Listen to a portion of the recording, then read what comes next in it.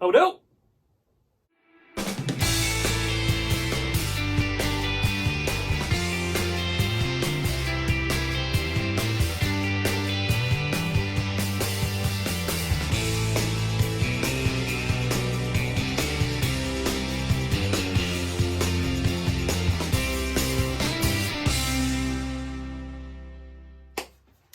Hi, I'm Chris. Welcome to King Bespoke Creations. Now then, this video is a little late for those of you that tune in every week. Last week's Technique Tuesday didn't happen, life took over, so we're doing it today instead. Right, so what we're doing is more dovetailing stuff. We did this one last time, okay? So just a standard straight through dovetail. This is what we took over. What we're going to do today is a half blind dovetail. Now, if you look at these pictures, you can see that they're mainly used on drawers. You don't want to see any joints on the front of the drawer, but as soon as you open it, you like to see something nice down the side. So that's what we're going to do today. Now then, we're going to be a bit sneaky because I'm actually going to use this first section here. Now, I didn't glue this, by the way. Let's see if we can take this off with a knocking stick. Knocking sticks are good, aren't they? There we go. So I'm actually going to use this piece, okay? Because for this first half, if you haven't seen that video, by the way, click the link downstairs, see what's going on. We're going to use this half because this section is exactly the same, whether we're doing straight through or half blinds. So what we're going to use instead is a separate piece that's a little bit thicker. Usually that drawer front tend to be a little bit thicker wood, sometimes even a really nice wood.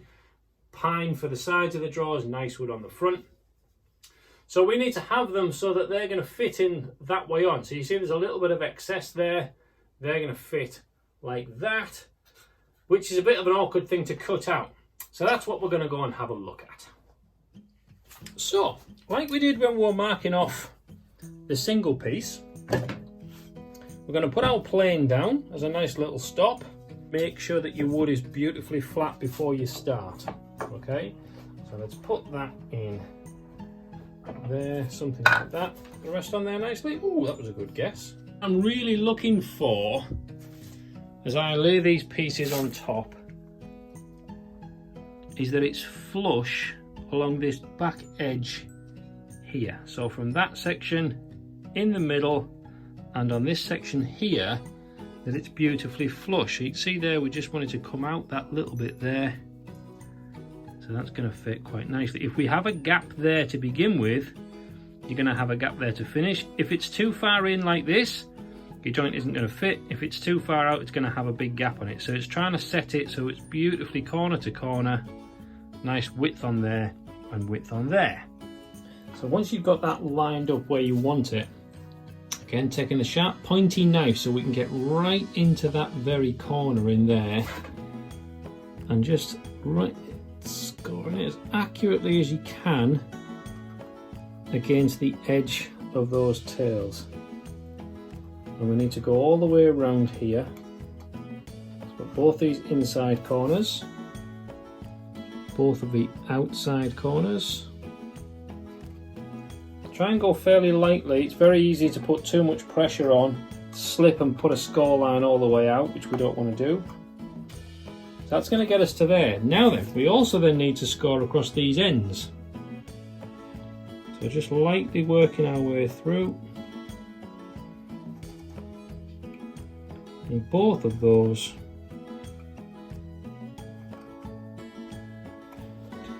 And then the moment of truth, we take that off. And again, if I try and show you that,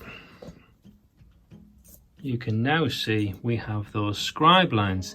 Now at some points we can see that these don't quite line up because I was scared to come too far in case I slipped all the way out. So I can now go in from that side to really make sure that those corners are spotless. Okay, and then we'll see about what we need to do next. Right, so I put a little pencil mark inside those knife lines so you can see them a little bit better. But now working to get in these flushed up to this point here. So again, they're beautifully flush along those edges. So once we've got those leveled off the front, I'm going to go in with the knife just mark off that very back edge. See how I'm going in angled like this to really make sure I'm not going to cut too deep. If I don't quite cut deep enough, maybe I only cut it to there, well, then I can cut a little bit more off. If it's a fraction, we can plane this edge off when it's finished and make it super smooth.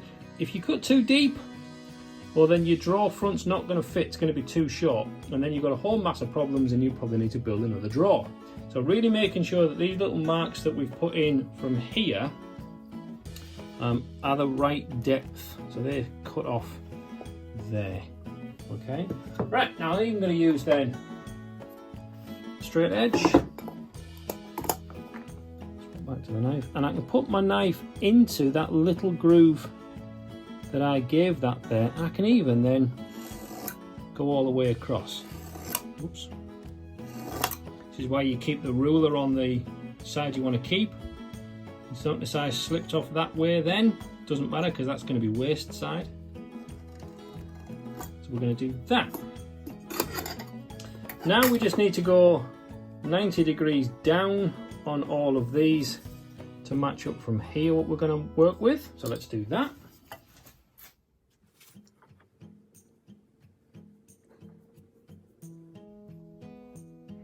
Notice I'm using a pencil when I'm going along the grain here, simply because a knife will wander along the grains of wood more than a pencil will. So I'll actually get a straighter line, as long as you keep your pencil crazy sharp.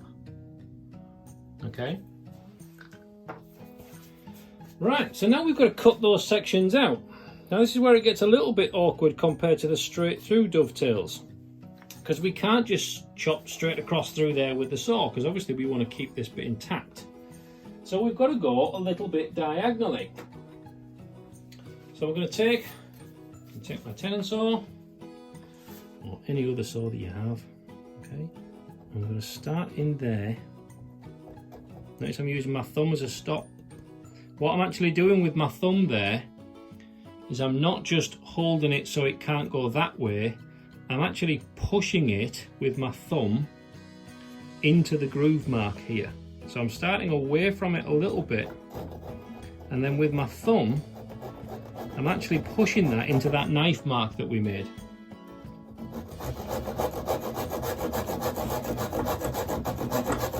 So going along until I can see that the cut is almost reaching the end where that pencil mark is, and I don't want it to go any further than that. So from here I'm now going to work on angling down until we match from that corner to that corner.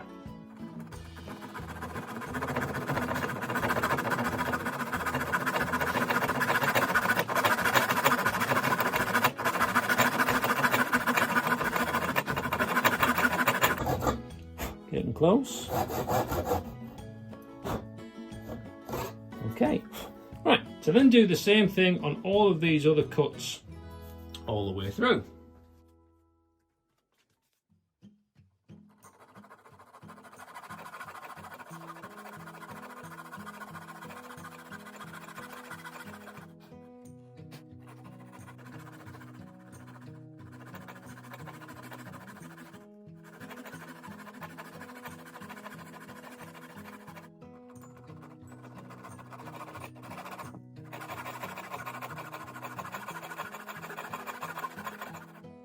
Right, so that's made those cuts. Now obviously that's diagonal, and we're going to cut down from here and in through there. So a little trick that we can have to help sever these insides is to take an old saw blade. Okay, so you can see I've got one here, it's really old and battered. I've even knocked off this edge part here. And what I'm going to do is I'm going to put it into that slot, and I'm going right up to the back edge. So think about half of this slot is cut, the back half isn't, and I'm going to tap that in.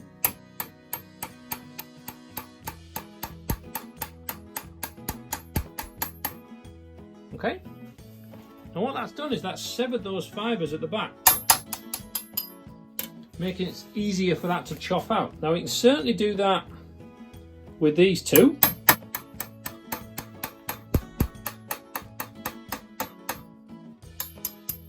Now if your spacing here is really thin, you might not want to do it on these edge ones because it might chip them away. Do you know, I'm feeling brave, so let's have a go and see what happens. Now if we see a crack, we can always just stop, fix it with some super glue if needed, take it steady.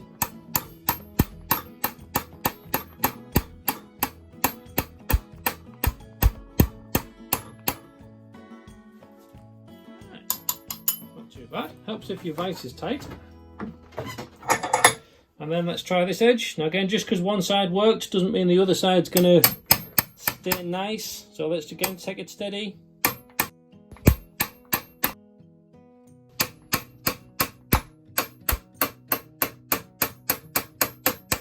Lovely. There we go. And that should just make chipping out this waste, which is what we're going to do next, that little bit easier. So this is where we're now going to use a chisel that's thin enough to fit in between those cut marks. Okay, I've got it up against a little stop here. So I'm going to do the little knife trick first, where you just take that little first section off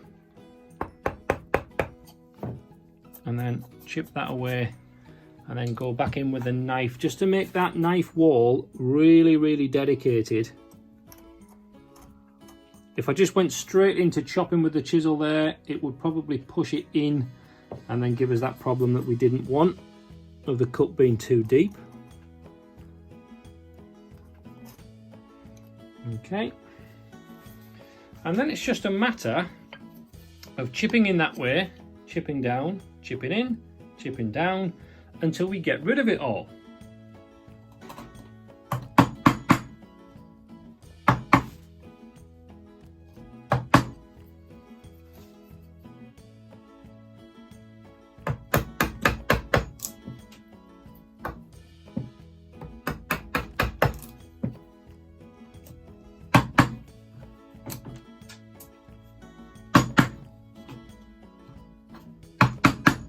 So once I've taken the bulk out of that, I don't want to go right up to that line while it's lying down. That's just going to get awkward, to be honest.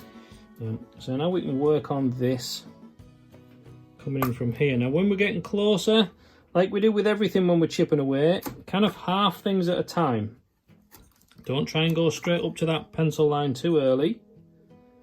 And because it's super thin, you don't even need to tap it and get rid of that hammer completely. Just pushing down and then cleaning fibres up from this edge.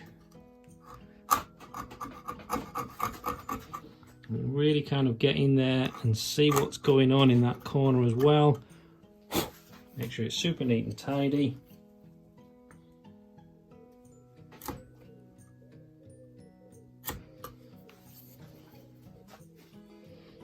And tidy those up as well.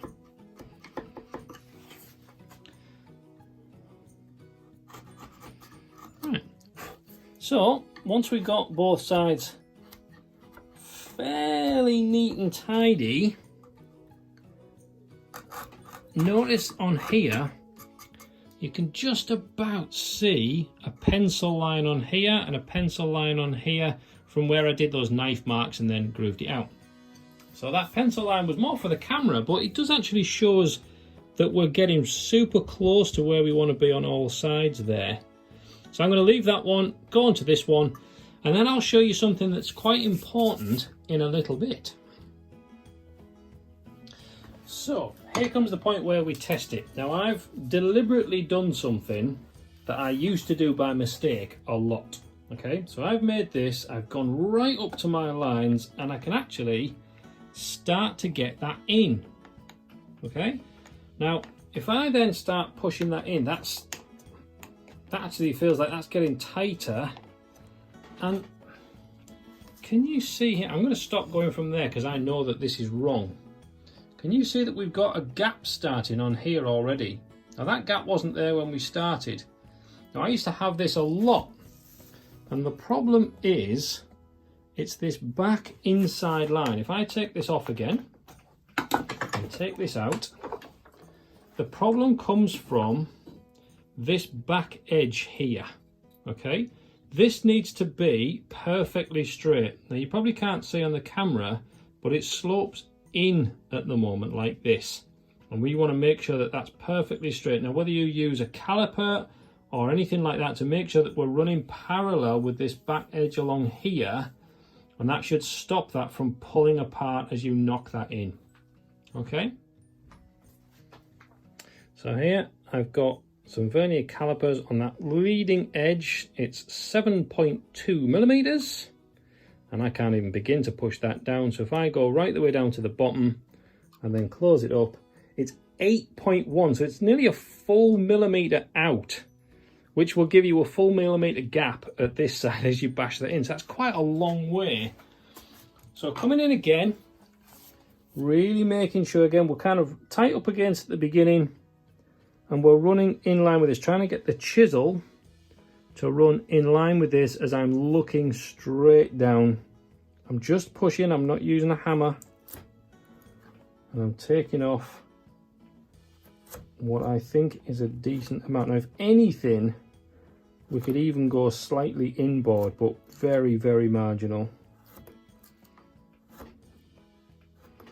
Okay, so we're taking some shavings off there. Go back into that side again like that. Get rid of those.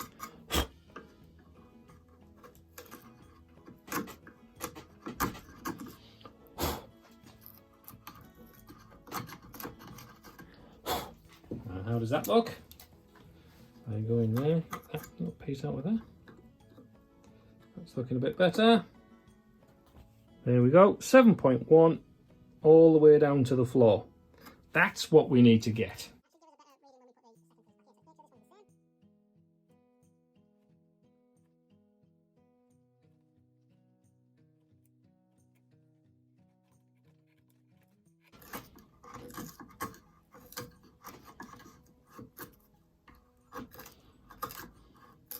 Now while we're here, a lot of people wonder how to get this very inside corner at the bottom here cleared out. All I tend to do is push the chisel in this way and then go across. If you want to lever, I'll mind the camera, if you want to lever, go in that way and then come in. See how the chisel then levers against this side, rather than me doing that and me levering on this front corner, because that's not going to look pretty when we finish. Right, so let's try that again. Ooh, moment of truth.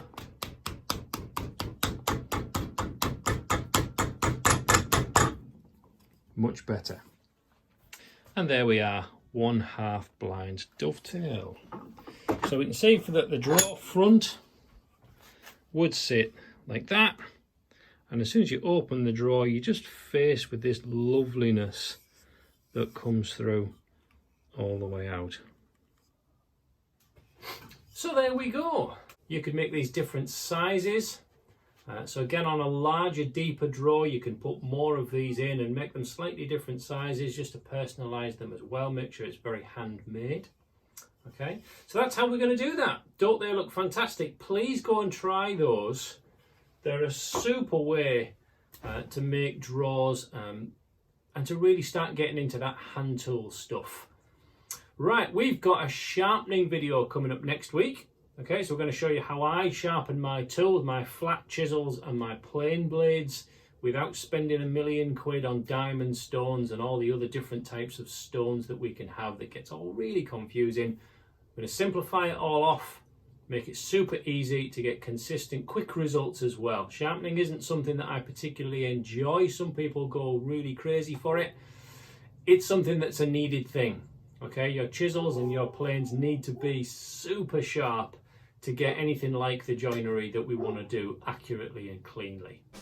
Okay, well until then, sharpen them as best you can, and I'll see you soon.